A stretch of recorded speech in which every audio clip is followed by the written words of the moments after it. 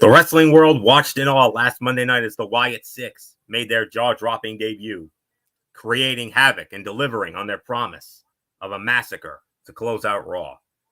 After a SmackDown that featured increased security measures, what did the group have in store for the superstars of WWE tonight? Find out with this recap of a show featuring the latest Money in the Bank qualifiers, women's tag team action, and the unstoppable Braun Breaker's latest in-ring exploits. Hey there, welcome everybody to another edition of Ridiculously Raw, the most must-see show on YouTube and StreamYard.com today. I am your host, Anthony Florio. I am joined, as always, by good old MF Michael Fletcher. I don't know if we are going to have the Phenom Michael Bullock with us this evening. If he comes in, we'll catch him up on what he missed. If not, then we'll hopefully have him back with us Wednesday night for Wednesday Night Madness. Apologies for the late start. Of course, MF and I know a lot of, and I'm sure several other 100 million people out there, we had our minds elsewhere, and the breaking news from the world of sports, the Florida Panthers have won their first ever Stanley Cup championship. They defeat the Edmonton Oilers 2-1 in Game 7 to win the series in 7 games. It's been a long time.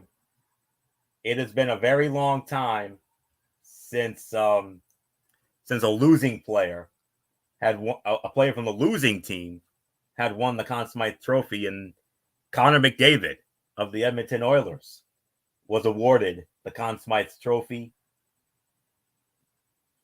I'm sure he appreciates the accolade, but he wanted the big one, and they came up just short.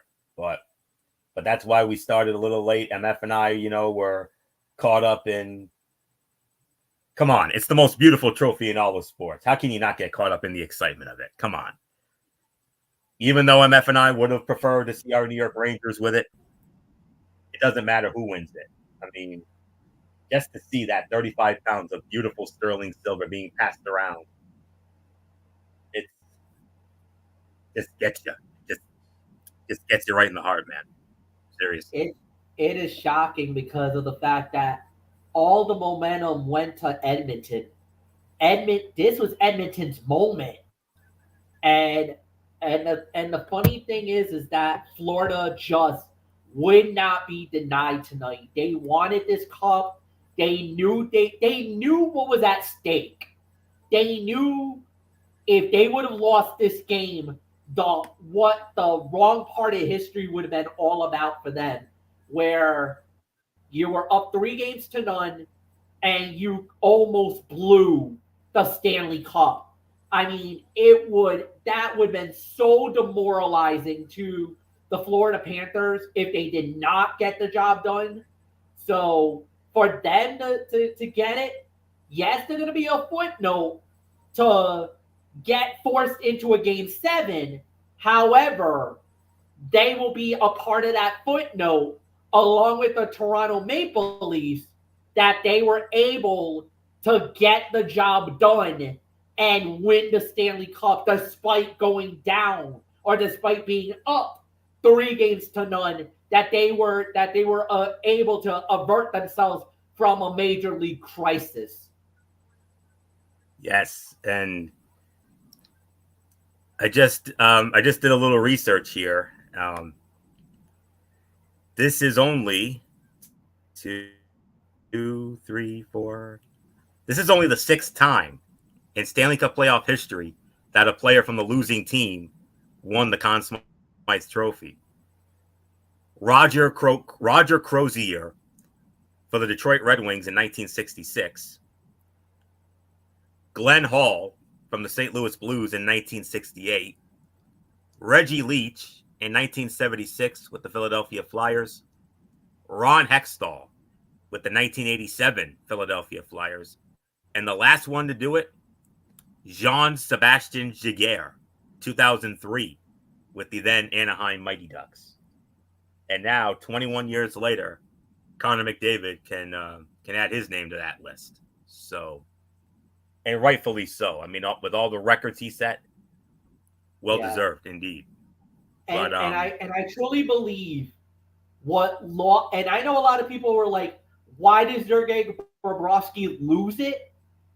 I think he lost it because of the very shaky performances he had in Game 4 and Game 5.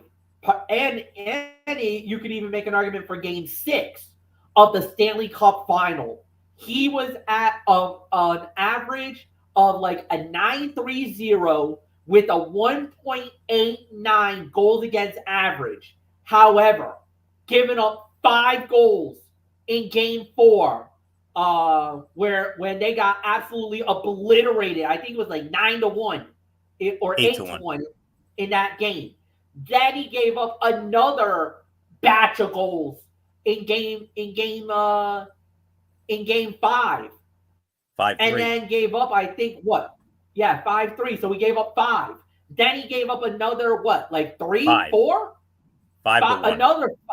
Another 5 in Game 6. That literally, honestly, truthfully, that killed any hope for Sergei Bobrovsky to win the Conn Smythe. I think also, and this is the one guy I really thought, if the first goal would have stood, there's a good chance you can make an argument for Connor Verhaeghe to be the Conn Smythe Trophy winner for the Florida Panthers. However, I think due to the body of work, especially because remember, this is including all rounds of the playoffs. This is not just the Stanley Cup final. This was all rounds. I think that's why Connor McDavid got the Conn Smythe. Rightfully so. Great honor. But I know deep down inside, he, as much as I know he'll love to be Conn Smythe Trophy winner, there's something else he wanted, and that was the Stanley Cup. And the thing is that I hate to say it, but with them not winning the Cup, you're going to hear that question again. It's not a matter of if, it's when are they ever going to win the Cup, because this was their best chance of winning the Stanley Cup. And for the last few years, they've been hearing it from not just the fans, but the media, all of the prognosticators, all of the people that follows the NHL. When is Connor McDavid going to get a cup? Now the question becomes, does he have to leave Edmonton to possibly get the Stanley Cup? Now there's going to be pressure. There's going to be different things and different scenarios there. Obviously, the pain is too real. The pain is too raw. So obviously, these men are going to have a few days to at least get themselves back, especially if you're Edmonton. Oh my God, man. To come back from 0-3 down to force it to a Game 7 to lose the Cup. Oh, my heart breaks for Edmonton right now. My heart breaks for them. And for Canada. Congratulations, Florida. Yeah. And for Canada. They've been it's going to go to 32 years. Yep. It's going to be 32 years that a Canadian team has yet to win the Stanley Cup. The U.S. dominance continued, but my goodness, man. So close. This is so far away. I got to say, this has to be the longest stretch that I've ever remembered.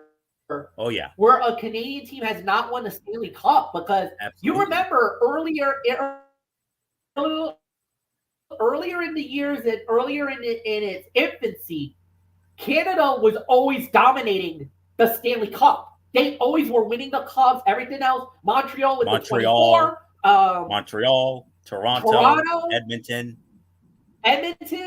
So those three alone has basically paved the way for the domination of Canada. But now all of a sudden, you're starting to see a groundswell of different teams. It doesn't matter. Boston, New York, Detroit won a number of cups. Pittsburgh winning a number of cups. Chicago winning a number of Los cups. Angeles. LA has won, I Jersey. think, 2 along the way. Jersey won a few. So, and now you can add Florida to that list tonight.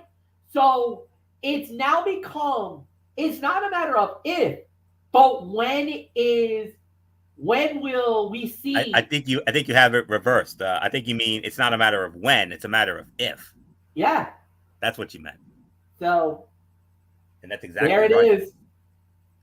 That's exactly right. That's the greatest moment in hockey right there. That picture with them family with the portrait, cup. as I call it. Yep. A family portrait. Well deserved. Well deserved. And they didn't break the cup. And they did not break the cup either. They were very gentle with the cup. I remember who is the one that broke the cup? Wasn't it I have no idea. I think it was Colorado. One of the guys slid and he knocked it and he tipped the cup over and there was a dent. They freaking dent the Stanley Cup. I'm like, how could you? I think it was Colorado. Yeah, it was Colorado a couple of years ago. We'll have to check the archives on that, but you would know. I know for sure. But nonetheless, I know the Boston Bruin fans are not happy right now. You can say the same thing for Tampa Bay Lightning fans. You can say, and you can damn sure most certainly say the same for New York Ranger fans. You got 2 of them right here. But at the end of the day, it doesn't matter if you hate their guts or not. It doesn't matter if you hate their guts or whatever. You cannot help but respect them, and being the men of good faith that we are. Oh, they deserve it. They deserve it. We'll tip our hats and congratulate the Florida Panthers. Well deserved, and what a great story for them. I mean, a year ago, they got smashed. We saw it 1 year ago in Las Vegas against the Golden Knights. The most dominant, most lopsided cup clinching victory ever. At least that I've seen in my lifetime. And 9-3. And what's cool right now is as the general manager is literally in tears right now. You can see it. The GM of the Florida Panthers absolutely just in tears. This is what it's all about.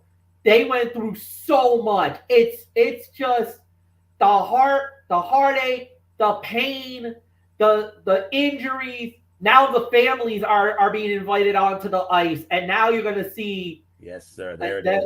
Yeah, a lot of the family members are starting to come on the ice as they'll get their moment with the Stanley Cup. One group of people that I want to see in particular, the Tkachuk family.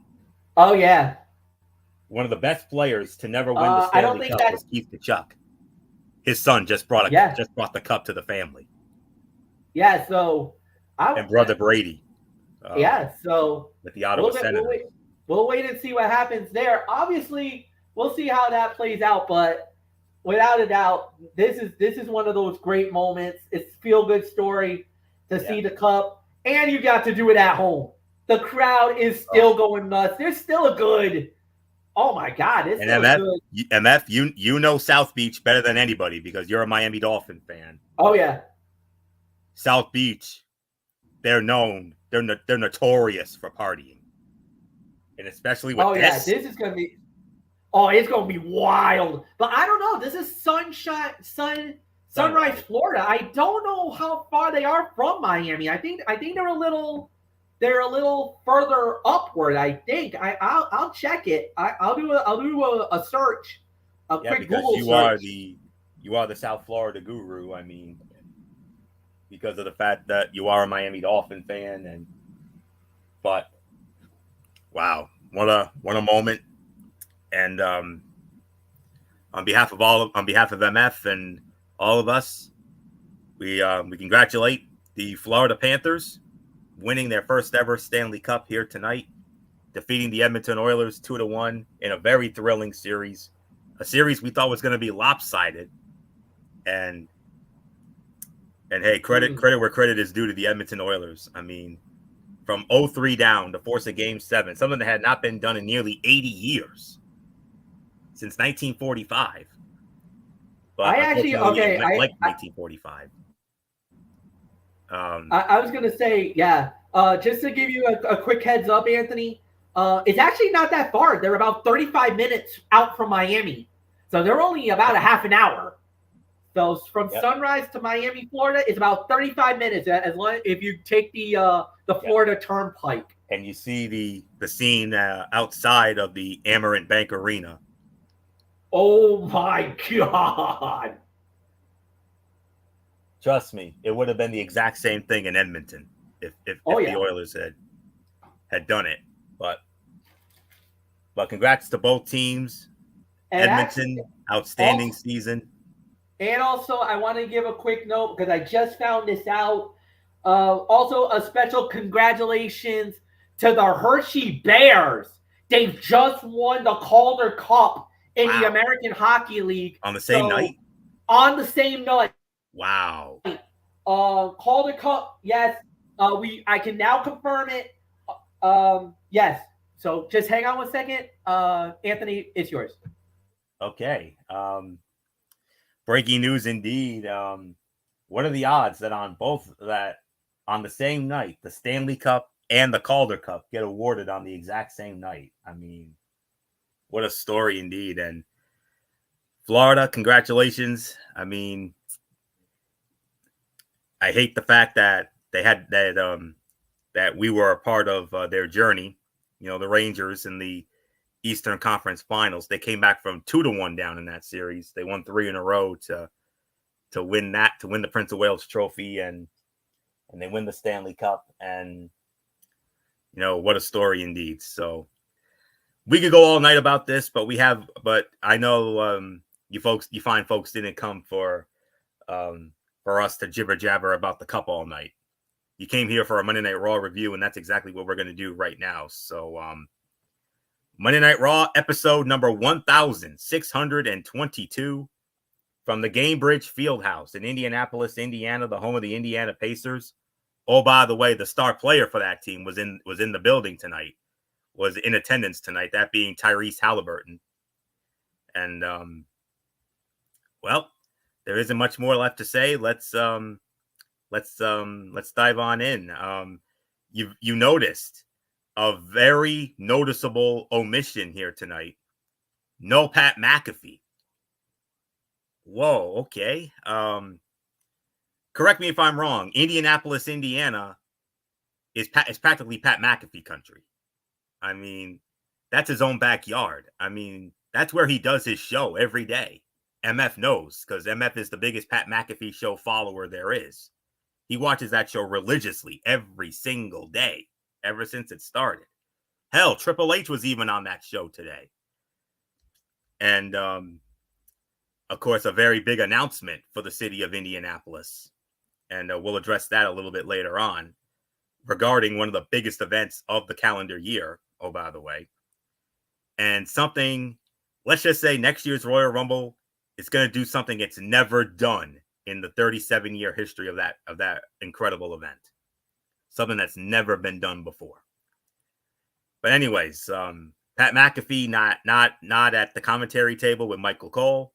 Instead, Michael Cole's partner for the evening, or we thought for the evening, one half of the World Tag Team Champions, The Miz. And I'll tell you what, The Miz, let me tell you, whenever he's ready to call it a career, he's got a great future in broadcasting. I'm telling you that right now. He's got a great future in commentary. I really enjoyed his commentary work tonight. So, yeah, so I wouldn't mind seeing him do commentary more often. I wouldn't. We start the show with a promo. Drew McIntyre. Great promo from a fiery McIntyre who spoke with conviction. He believed everything he said because there is a modicum of truth in it. The best heels believe they are in the right, and McIntyre certainly does. His entry in Money in the Bank is ironic, given that he has twice lost the world titles to the briefcase cash-in. It provides one more opportunity for CM Punk to interject himself in the proceedings and set up their long-rumored showdown for SummerSlam. Michael Cole revealed at the top of the show that Pat McAfee was not there for whatever reason, and that he would be joined on commentary by one half of the World Tag Team Champions, The Miz. McIntyre said, "As far as I'm concerned, if you're chanting his name, you're dead to me."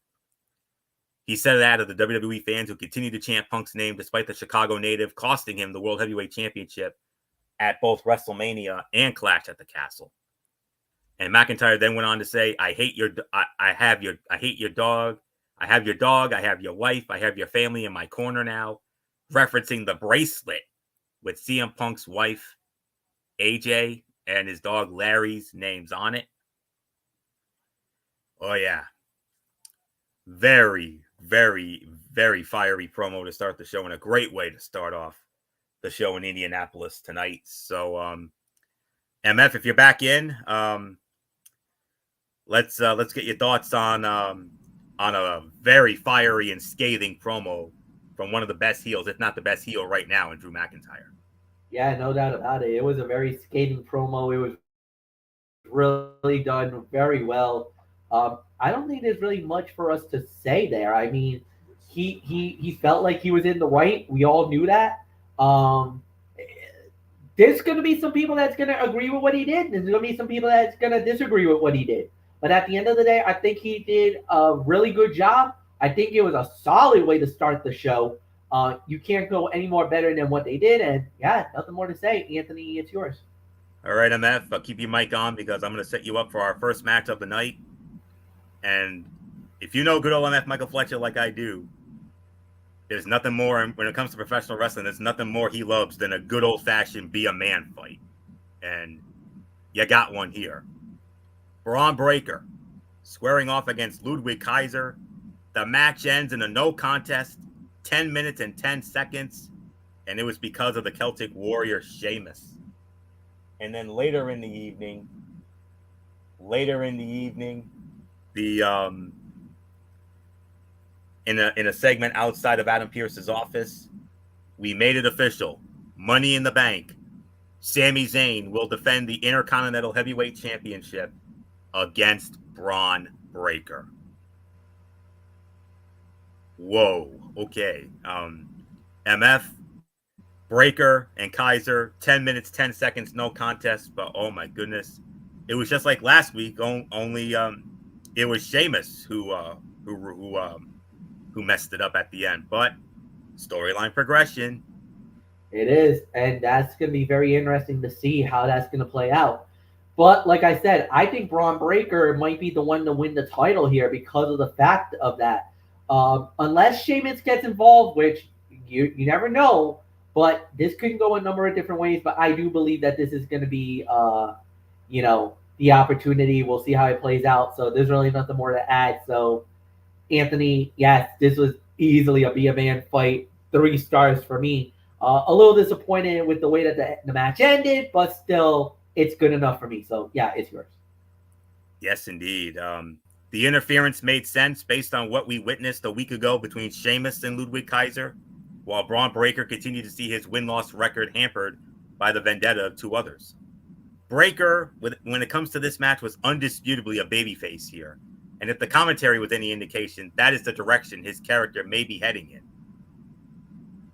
Interestingly, Breaker was being booked as a clear babyface here, despite being a heel early on against Ricochet and Ilya Dragunov. MF, did you see that spot where Braun Breaker pulled off the picture-perfect Super Frankensteiner from the top rope? Wow.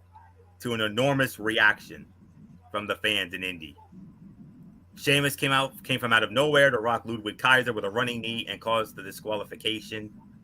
And yeah, it would have been between 3 1/4 to 3 1/2, but I'm giving it around 3 to 3 1/4 because of the interference by Sheamus, even though I didn't really have that much of a problem with it. So a great be a man fight indeed. Backstage, World Heavyweight Champion Damian Priest entered the Judgment Day's lair and told Dominic Mysterio to end things with Liv Morgan tonight before suckering Finn Balor, JD McDonough, and Carlito to do something about Braun Strowman, who has dominated them in recent weeks. So, not much more to say there. Let's move on to our next matchup here. Triple threat, Money in the Bank qualifying match on the women's side. It was Lyra Valkyria versus Shayna Baszler versus Kairi Sane. Winner of the match in 8.5 minutes, and qualifying for the women's Money in the Bank ladder match, Lyra Valkyria. Lyra picks up the win with the Nightwing. Lyra Valkyria continued her momentous main roster run with a win over Kairi Sane and Shayna Baszler tonight, cashing her ticket to the women's Money in the Bank ladder match on July 6th in Toronto.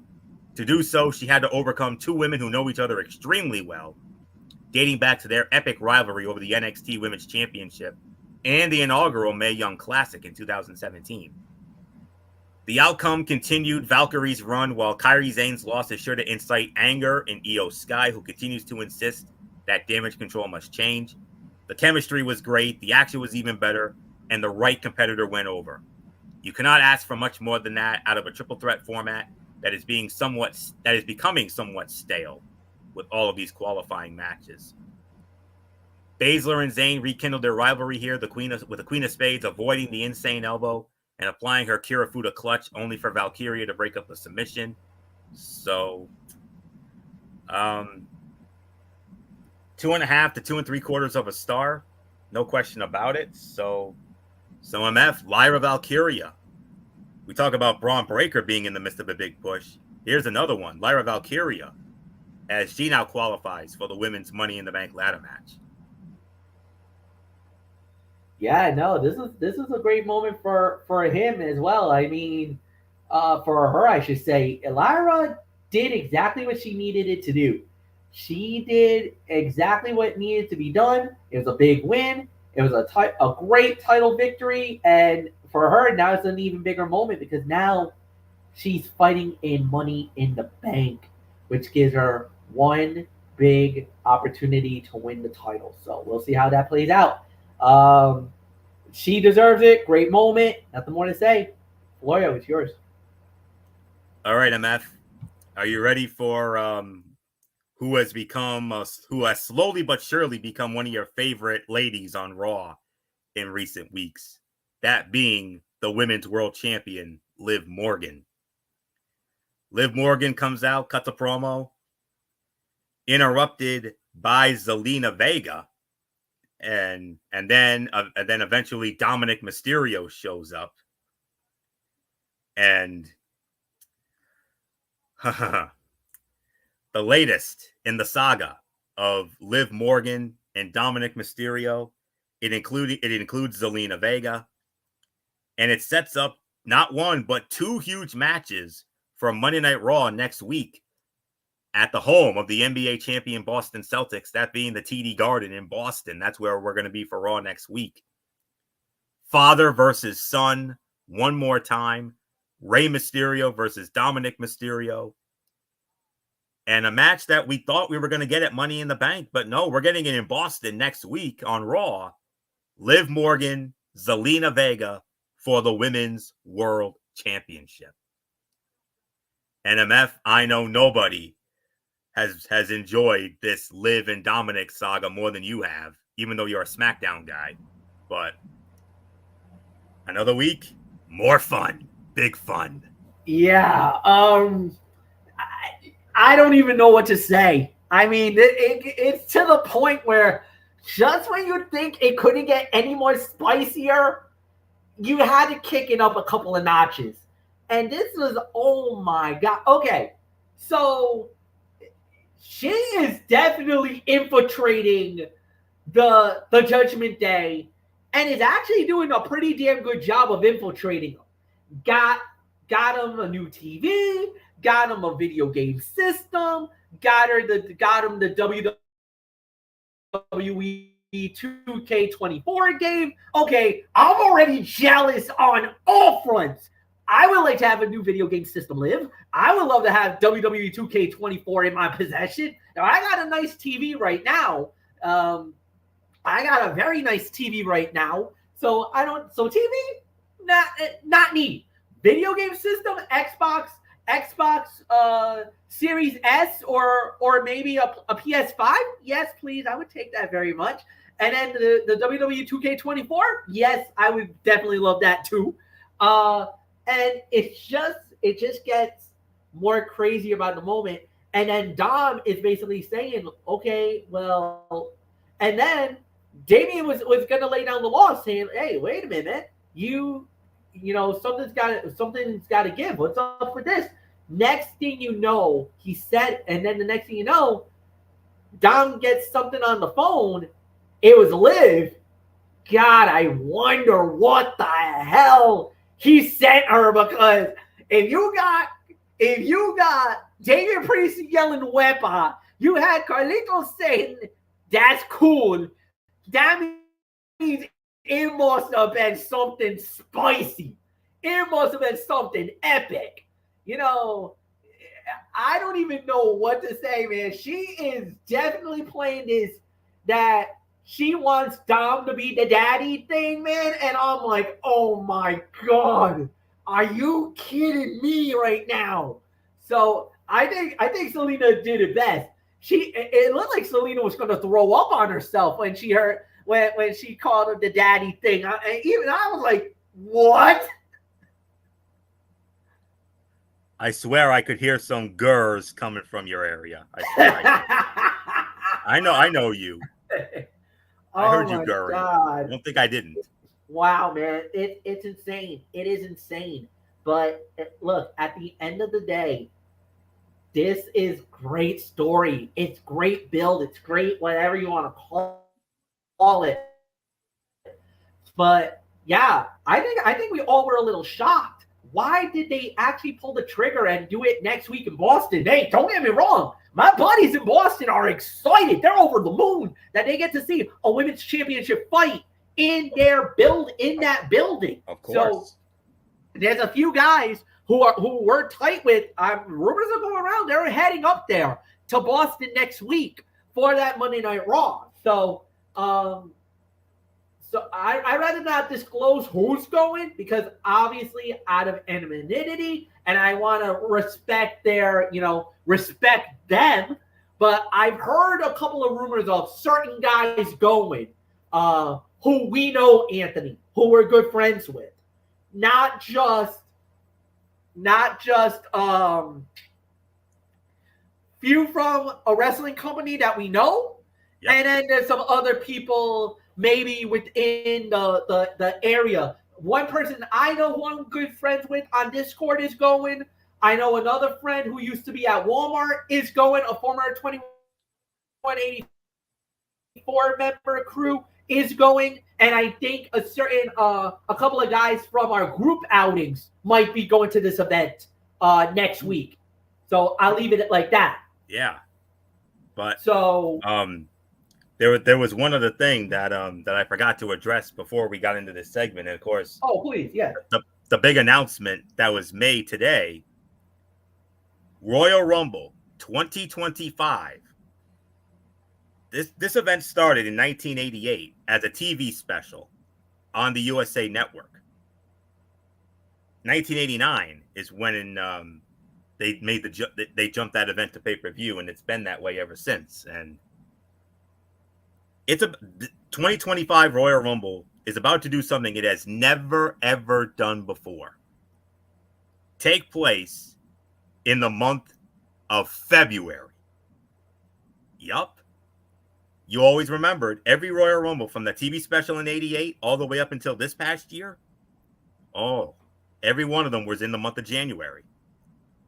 Royal Rumble 2025 will be held on Saturday night, February 1st, 2025. From Lucas Oil Stadium in Indianapolis, Indiana. And on top of that, in future years, they're going to get a 2-night WrestleMania, and they're also going to get a 2-night SummerSlam. How about that? So that's the big story that came out today. Royal Rumble 2025, February the 1st. At Lucas Oil Stadium in Indianapolis, Indiana. What is that going to be like? Dude, I mean, they're gonna obviously it's gonna be a big venue, doing it at Lucas Oil. But you notice how they've been doing it lately. How they kind of I think they might open the stadium up this time around because they like to corner an area off, give it a little bit of a because if you remember there was one event where there was a big I think there was like an event at I want to say it was Nissan Stadium that was actually in for SummerSlam, and they blocked off a whole section of the stadium, and a lot of people were like, "Why did they not open it up? Why did it?" Because that's how the seating arrangement went. They weren't looking to fill the whole stadium. They were just looking for maybe just to put one side of the thing, put a hard camera side, and they were only looking at the time to fill 25,000 seats. They weren't looking for the big thing because remember, this was right around the time where the previous management, WWE, was on the downward spiral. They were being destroyed by AEW. There was talks that the company looked like they were like WWE was really in bad trouble at the time. But then a lot of things were moved. Triple H became the new head of creative. He actually took over. Then you saw the ticket sales started going up, and they actually ended up selling about 40,000 tickets, where initially the ballpark they were looking for was 25,000, and even before then they were nowhere close to 25,000. They actually said at the time they were only getting about maybe 15,000 for that stadium event. So they were in deep trouble because there wasn't enough excitement or generation. But then things started going. Things started exploding in WWE where Triple H had to take over for creative. And the minute he took over, boom, it swung everything. Because that was the moment that WWE literally pulled themselves out of the fire and literally started taking it to AEW. And now WWE is on the rise. AEW, if you saw the latest numbers, are definitely on the decline more than anything else. So that's why that happened. There's really nothing more to say, It's just that's how it goes. So unbelievable. To put in Lucas Oil, that's going to be a big deal. But again, are they going to open the whole stadium up? Are they like, how's the rampway going to look? What's their desire? How are they going to set it up? Because lately, if you notice, they like to do the coming from the side, coming from like, if you're an NFL player, they like to come from the side and do that run down to the ring where you get that little curvature to get to the ring. So I don't know. One thing's for sure. Please let Pat McAfee be there. I'm pissed that he wasn't on the show tonight, but I get it. I understand it. They were playing they're playing the long game with Pat, and we know there was a little bit of some nervousness because of what was happening the last 2 days on his show. If you know what I mean, you know what I mean. Yes. So yes. Yeah. So no, it's gonna be interesting. It's gonna be exciting. And plus, Royal Rumble in Indianapolis is always awesome. But to know that we're also gonna get in the very near future a WrestleMania and a SummerSlam down the line. SummerSlam. Yeah. So 2024, definitely there. 25, isn't that in Minneapolis? Or no, the 2-night SummerSlam goes into effect in 2026. All right, so 26 is Minneapolis.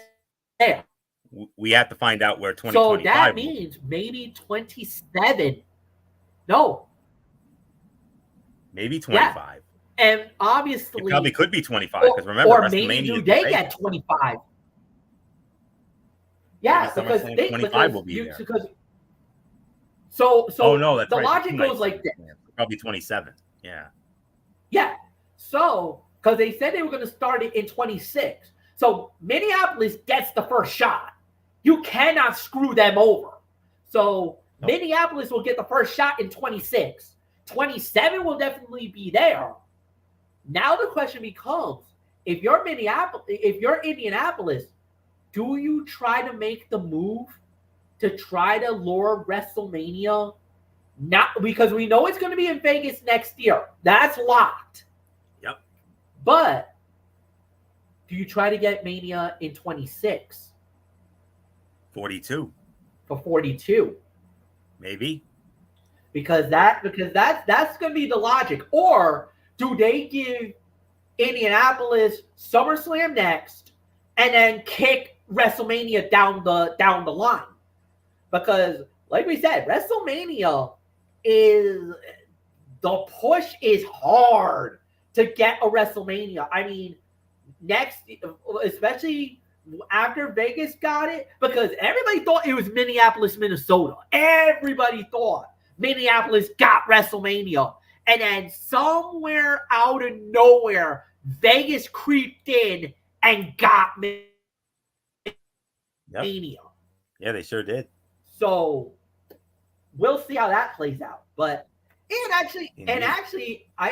also need to tell you this, but they also did a handshake agreement that they are talking about maybe a future NXT inside Pat McAfee's Thunderdome. Whoa. Yes. Oh. They said that it's big enough that they might be able to put a WWE ring inside his Thunderdome, and they actually handshaked on it.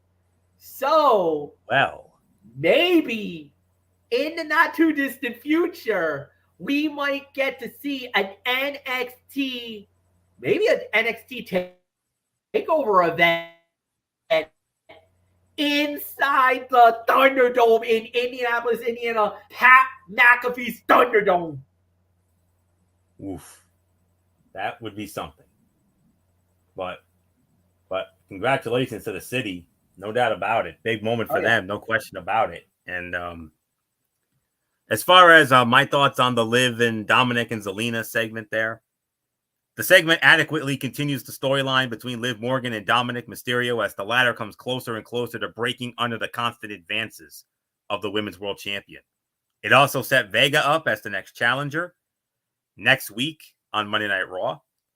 Either way, it is a great spot for the underrated Zelina Vega to find herself in, and with the added element of the Mysterio family feud, that match against Liv Morgan could be a hell of a lot of fun next week in Boston.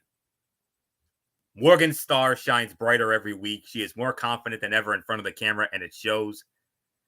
And a tasteful, sloppy seconds chant from the fans in Indianapolis echoed Zelina Vega's sentiments from earlier in the segment. Yes, sir. So, all right. Next up, the men's Money in the Bank qualifying matchup. As it was, as I pull up my my stuff here, Chad Gable versus Braun Strowman versus Big Bronson Reed. Chad Gable wins the match, 8 minutes and 25 seconds. Another 2.5 to 2 3/4 of a star for a match. The triumph was short-lived, though, as the lights dimmed and the singular piano note of the Wyatt Six played. The artist formerly known as Nikki Cross terrified Chad Gable into a corner and out of the ring before delivering a box to Michael Cole at ringside. And after the break, it was revealed that box was addressed to Pat McAfee. And Cole opened the box, and inside of it was a VHS tape that said "Play Me" on it. And they played the tape. Oh, ho, ho, ho. I don't know what else there is to say there. Chad Gable cannot be killed, the Olympian exclaimed moments before tech issues affected his graphics around the ring, suggesting he may not be out of danger regarding the Wyatt Six. Gable's raw power when hoisting monsters like Strowman and Bronson Reed off their feet is nothing short of amazing. The man fends off death one week and is a super athlete the next. Got that zombie strength. And backstage, Chad Gable tried to convince his former Alpha Academy teammates to reunite with him. That failed, but he turned right around to find the Creed brothers and Ivy Nile, teasing that rumored new partnership. Well, okay.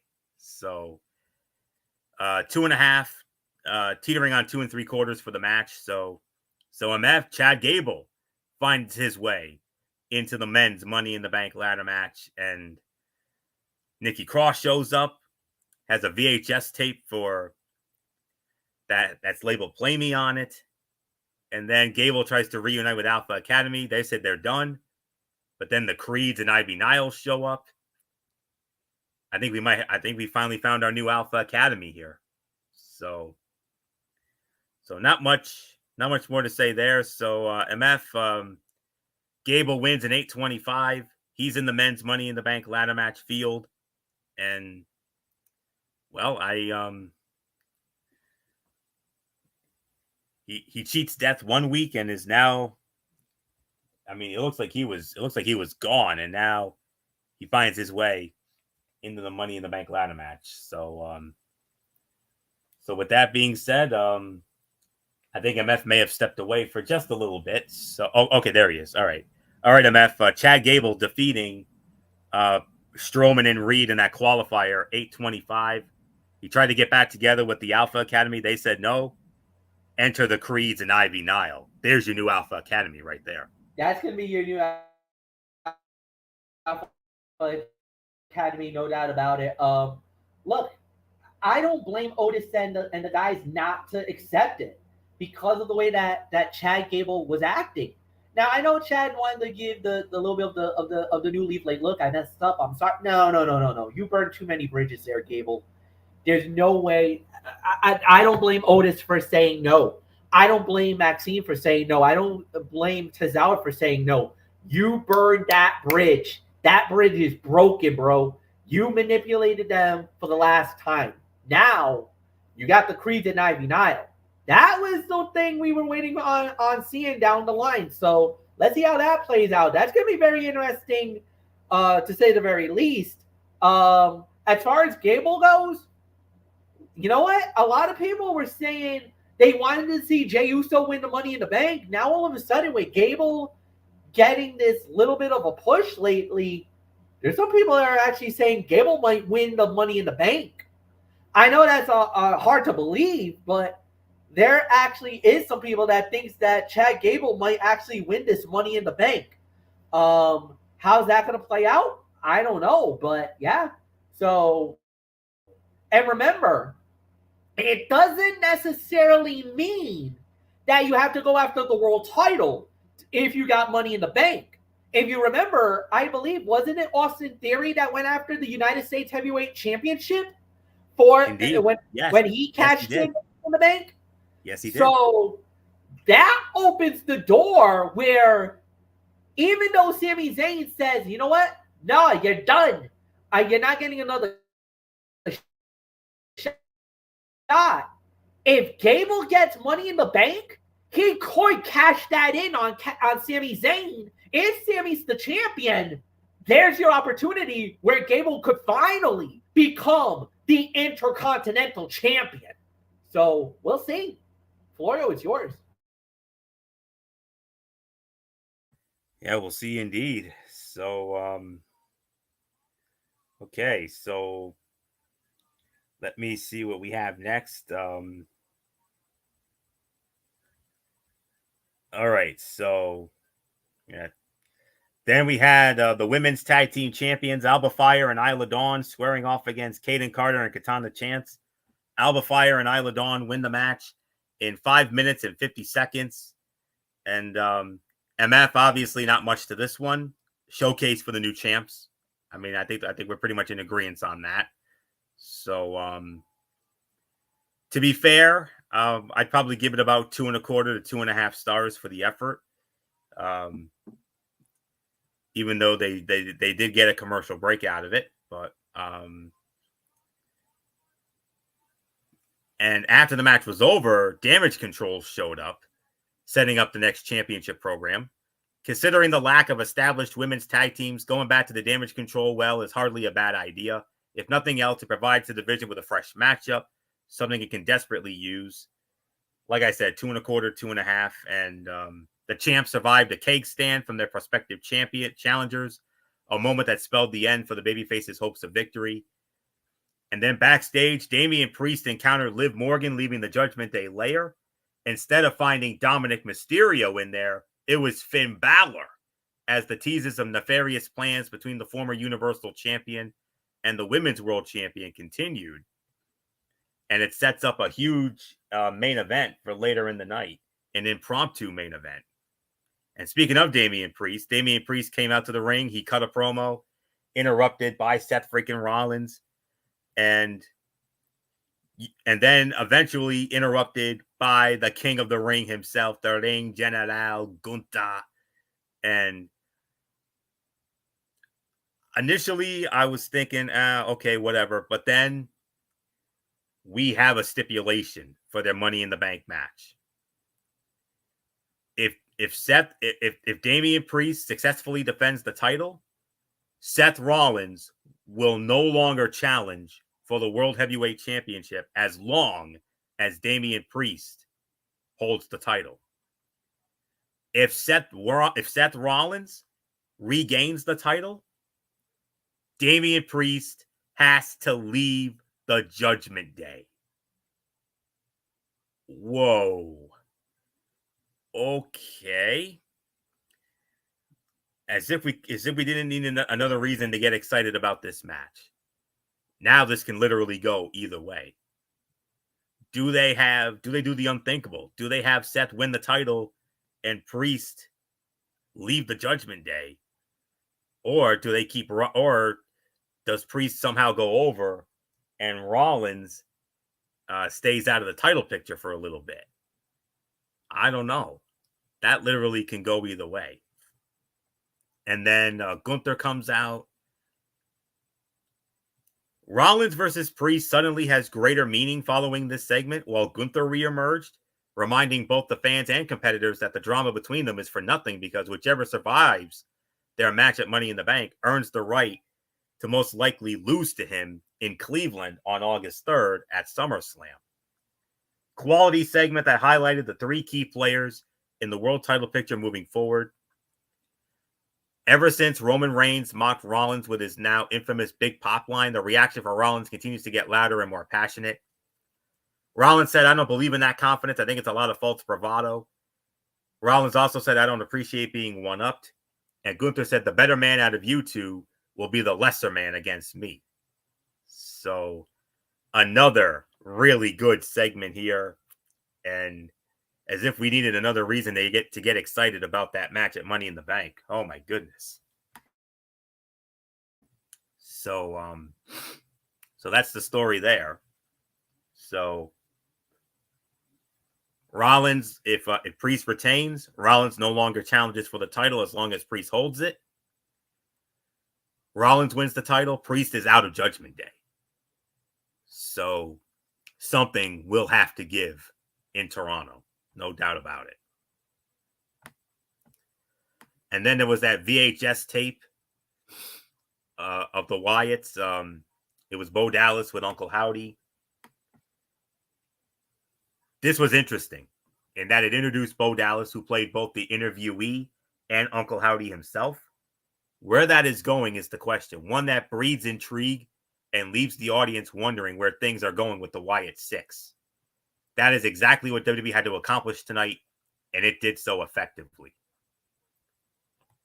Then we had Kofi Kingston squaring off against Karrion Kross. And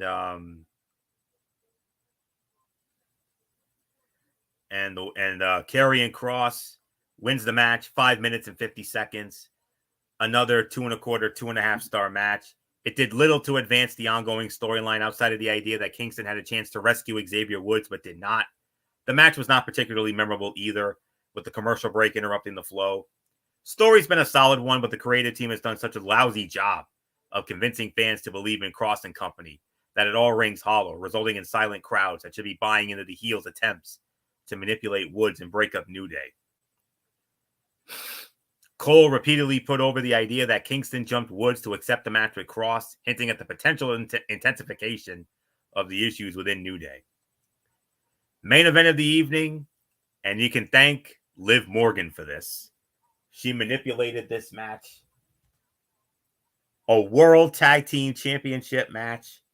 The champions, Awesome Truth, The Miz and R-Truth, defending against Finn Balor and JD McDonough. Winners of the match in 11 minutes and 50 seconds. And new World Tag Team Champions, Finn Balor and JD McDonough, with the help of Liv Morgan. Liv Morgan gave R-Truth a hug. And, well,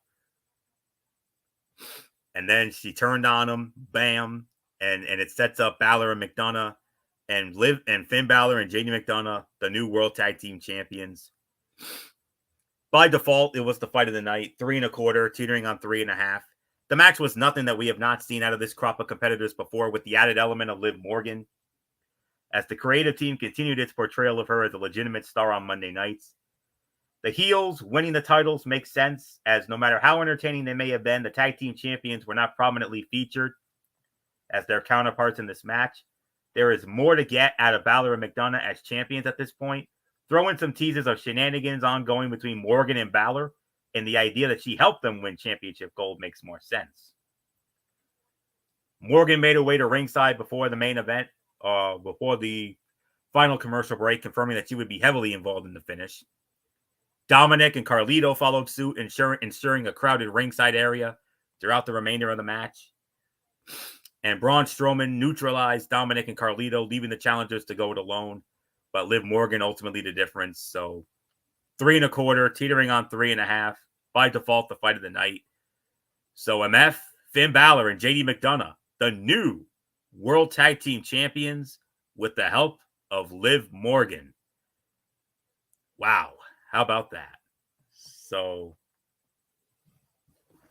we can't really say history made and the whole unprecedented crowning and all that.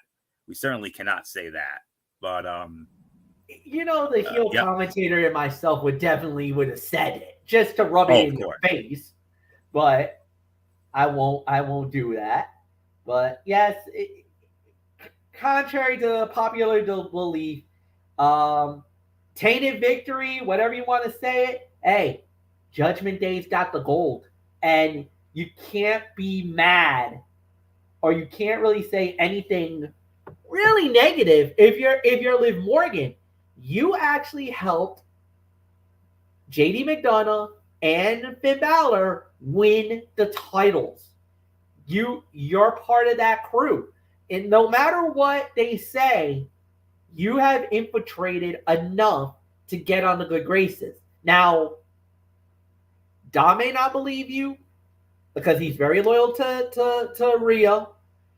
Damian definitely doesn't believe you. But you may have now won Finn Balor. You may have won JD McDonough.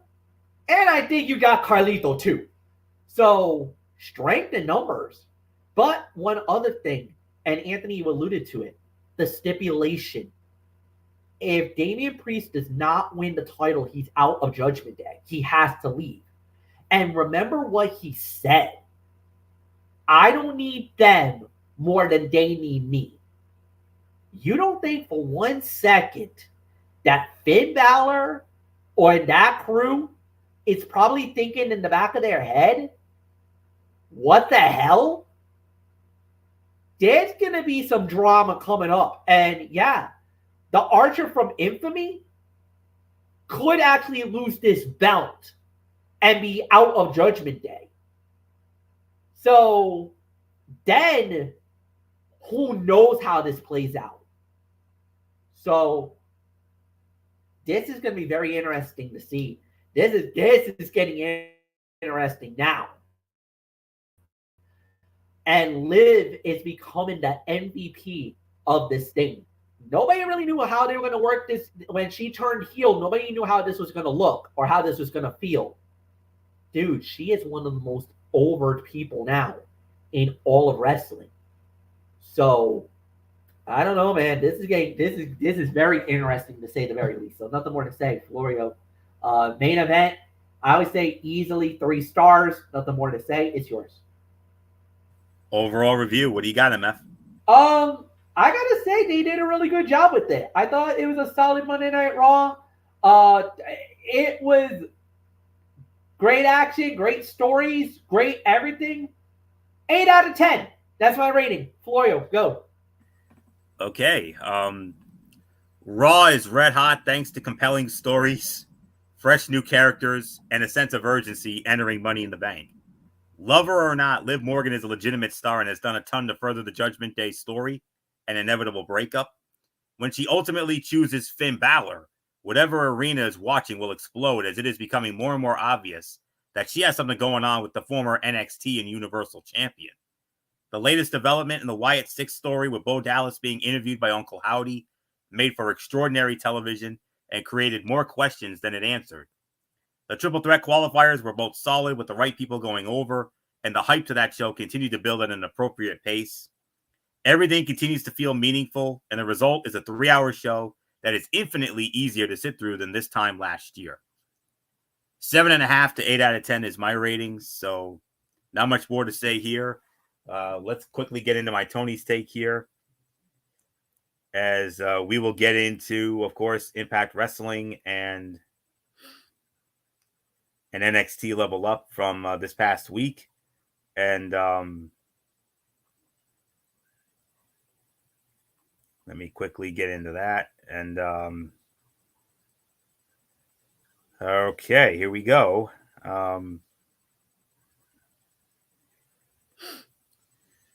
We started it off with Spitfire squaring off against the Hex. Spitfire wins the match. That was a 2-star match. Then we had Frankie Kazarian versus Ace Steel in the Chicago Street Fight. Frankie Kazarian wins that match. That was another 2-star match. Then we had the dinner date with PCO and Steph DeLander. Unfortunately, that got ruined by First Class. AJ Francis and Rich Swann, they ruined that. MF's favorite girl, Ash by Elegance. She was in action against Heather Reckless. Ash by Elegance, it was a squash, so nothing really more to say there. Johnny Dango Curtis squaring off against Ryan Nemeth. Johnny Dango Curtis wins it. Another 2-star match. Josh Alexander squaring off against Eric Young. Now, we do have something of very big-time interest here. The System started the show, and Santino Marella came out and announced that there will be a series of qualifying matches called the Road to Slammiversary. Moose is going to defend the TNA World Heavyweight Championship at Slammiversary in a 6-way elimination match. And we have qualifying matches. And the first qualifying match, this was two former champions in this one. Josh Alexander squaring off against Eric Young. Josh Alexander wins the match. This was the fight of the night, 3.5 stars. 7 out of 10. Holding a tournament for a shot at the world title at Slammiversary is a great idea, and build the title shot at Slammiversary as a major deal. Johnny Curtis as a part of the System is a great fit, and I hope it will elevate his persona and his spot on the card. I do think the women's, the Knockouts tag team division, the tag team division in the Knockouts needs more teams, but to their credit, TNA is making do with what little they have. Joe Hendry has obviously been getting a push in recent weeks, closer to the main event scene and presented in a more serious light. I hope that doesn't cool him down in the eyes of the fans. Ryan Nemeth putting over Johnny Dango Curtis is interesting, as I thought Ryan was the one they would be pushing here, but TNA wanted JDC to look strong with this new character. And Josh Alexander and Eric Young put on a solid match, and I hope that was only an indication of what future matches in this tournament would be like. So for that, it is a 7 out of 10 for me. And let's set the table for what we got coming up for. Oh, excuse me, 1 second. I got up. Okay. Coming up this week on Impact Wrestling, our TNA Impact on Thursday night. Ace Austin and Chris Bay versus the Rascals versus Cody Deaner and Jake Something in a 3-way tag team match. Zaya Brookside goes one-on-one with one half of the Knockouts tag team champions, Masha Slamovich. And then we got two more qualifying matches. Nick Nemeth will square off against Rich Swann. And Steve Macklin versus Sami Callihan. Ooh, be a man fight right there. So Macklin and Callihan, two former champions, obviously. Rich Swann, a former champion as well. Nick Nemeth has not been that champion yet, but you never know. He could get his opportunities. So that all goes down Thursday night on Impact Wrestling, Access TV. You can also watch it on TNA Plus when the show is over. It uploads. So not much more to say on that. Let's quickly get into NXT Level Up for this. Just bear with me for a minute here as I find it. Okay, I got it. Tyson DuPont and Tyreek Igwe against Cutler James and Dion Lennox. Tyson DuPont and Tyreek Igwe win the match in 5 minutes and 19 seconds. I was not a fan of this. Cutler and Lennox did not gel. Understandable since this was their first time teaming together. Things just seemed off, and even the hot tag seemed weird. That was a 1-star match. Uriah Connors versus Shiloh Hill. Shiloh Hill in 5 minutes. Good on Hill, as you don't see pinning winning in their solo debut often on this show. The end sequence picked up, and it turned into a solid 5-minute match, 2 stars. And then we had Carmen Petrovic squaring off against Ren Sinclair. And Carmen Petrovic wins the match in 6 minutes and 12 seconds. Yeah, that was a bit rough. Crowd seemed checked out other than chanting out letters to spell Carmen's name. Good on these two for being given the main event spot, but this may have been too long for them right now. 0.5 star. It was a 4 out of 10, not a good show. But the show is all about getting these young men and women some time in the ring in front of a crowd. Usually a mixed bag, and, it's still an easy watch, so I'll give it that. So that's a 4 out of 10, and that is it, ladies and gentlemen. That puts the bow on this edition of Ridiculously Raw. We want to thank you all so very much for tuning in, as always. We will be back with you Wednesday Night Madness at 10:30 over on MF's channel, Brace Fan 95, NXT, AEW Dynamite. That's the story there. And then from there, we'll give you the rest of the future content after that. But that's the next show. We'll be back with you Wednesday night, 10:30, MF's channel, Brace Fan 95, Wednesday Night Madness, as we get into NXT and AEW Dynamite. And by the way, Dynamite, go home show for Forbidden Door. So go home Dynamite, that is. So that's it. So until Wednesday night for Wednesday Night Madness, it's Anthony Florio here. For Girl MF, Michael Fletcher. And in spirit, the Phenom, Michael Bullock. And of course, in spirit, always and forever, our First Lady, the one and only Twisted Angel Dee Dee Woodson. You know the routine, everybody. Thumbs up. Talk to you later. Yeah. Throw it up, Fortune Force style. Bye for now, my friends. God bless. Be good to each other. Have a blessed couple of days. And until Wednesday night, but Wednesday Night Madness, you've been watching Ridiculously Raw right here on the Tone 25 on YouTube and Streamy.com. And remember, my friends, no matter what anyone tells you beyond anything else, wrestling is indeed actually real. For everybody who has been a part of this one, for now, Anthony Florio, so long, and bye, everybody. Bye.